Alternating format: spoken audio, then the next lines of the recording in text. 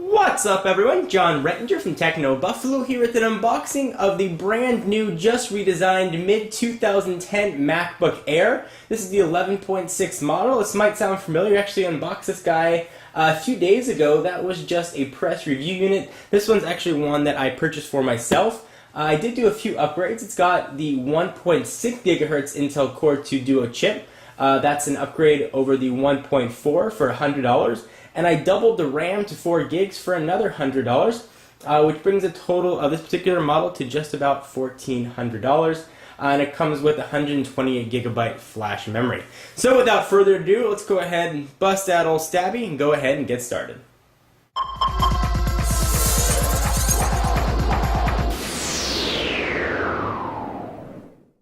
So unfortunately, the press model had to go back. So this one is mine to keep. We will cut the seal here. This is a custom order in the 11.6 inch model. Go ahead and try not to slice my finger, which is always more difficult than it sounds.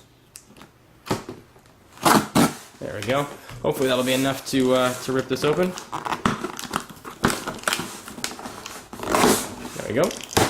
MacBook Air. It's an extremely small box in a much larger cardboard container. Got the last piece of tape. There we go, and again, this may look familiar if you saw the previous unboxing. Go ahead and pull this out.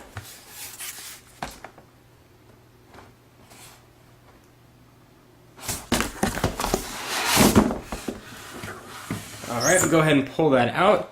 Here is the 11.6 inch MacBook Air, and sort of a bonus unboxing at the end, we'll unbox the MacBook Air SuperDrive. Alright, so we have the 11.6 inch model here. It's got a picture of it on the front. This version does not have the SD card slot. That's only found on the 13 gig model. So go ahead and see what else we got. MacBook Air on the side. Apple logo. Letting you know once again it's a MacBook Air in case you forgot. And then here are some of the specs on it yet again. We can go ahead and sort of review these here. MacBook Air 11.6, 1.6 gigahertz with 128 flash. And this has the NVIDIA GeForce 320M graphics. Alright, so we will use the big old knife one more time to cut some plastic. There we go. And that should be just enough to pull this off.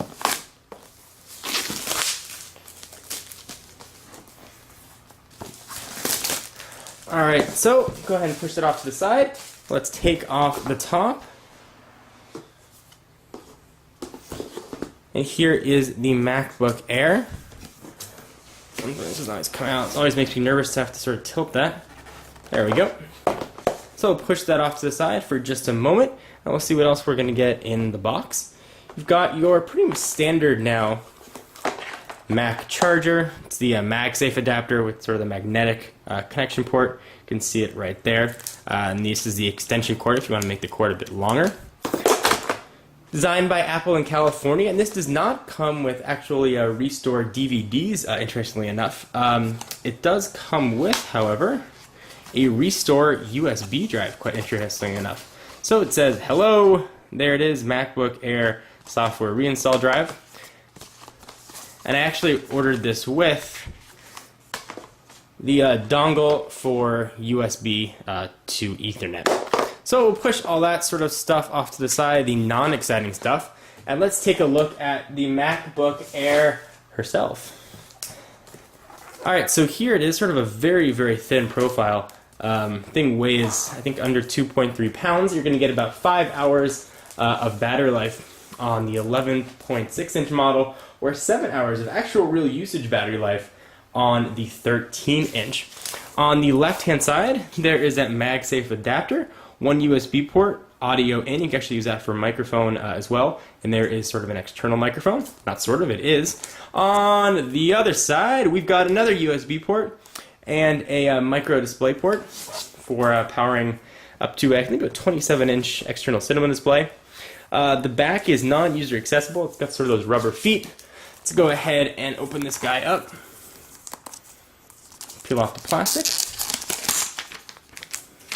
Broke the seal, literally and figuratively.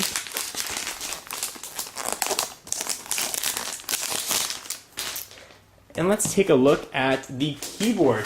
It sort of feels very much like a hybrid of a netbook and a standard laptop because of the size. However, from a power standpoint, it's relatively nicely spec'd for something this size. It's going to be able to let you do whatever it is you need to do, including some light World of Warcraft-esque gaming on low settings.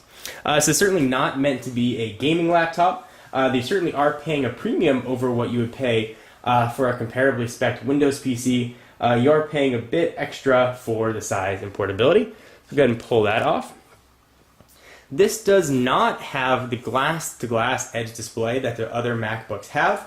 So it looks a little bit interesting. The keyboard actually extends out past the monitor itself. Interestingly enough, too, the 11.6-inch is actually the first MacBook with a widescreen display orientation. Previous MacBooks did not have that. The power button is now actually part of the keyboard. You can see it right there. And this does not have a backlit keyboard. You can see that by the empty F5 key, which ordinarily would control the backlit keyboard.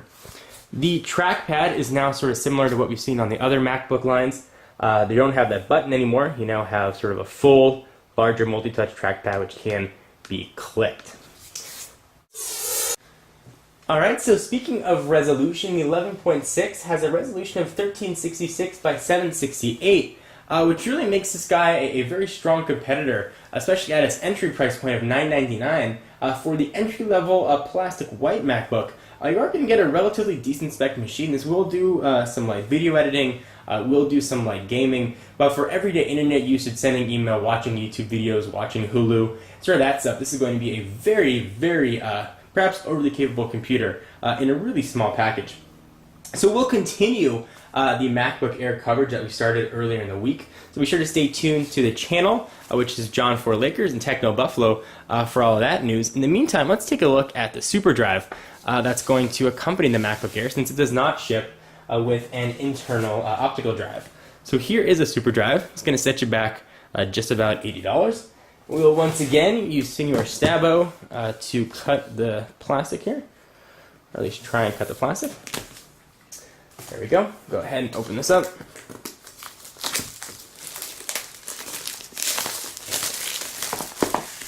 The plastic off to the side. MacBook Air super drive.